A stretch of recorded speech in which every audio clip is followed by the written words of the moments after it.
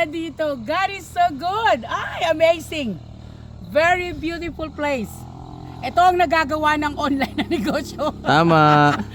Nakakapagnegosyo ka na, nakikita mo pa yung mga bagay na hindi mo dapat makita. Grabe, look.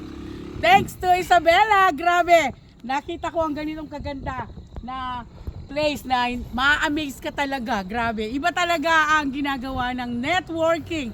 Dadaling ka sa magagandang lugar na akala mo, grabe. Hindi matatawaran ng pera. Correct. Promise, grabe. Upline, tignan mo, ang ganda. Yes, pakita natin sa kanila. Yes.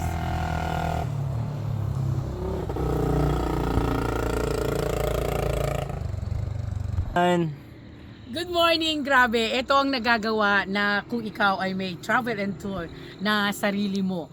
Nakikita mo ang mga ganitong klaseng ganda na places.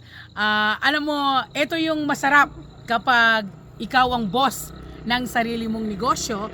Meron kang time freedom na i-explore ang lahat ng gusto mo. So dahil may travel and tour ako, so kailangan i-explore ko ano nga ba ang pwede kong i-offer sa kanila na hindi pa nila nakikita. So grabe, eto yung iyong na-amaze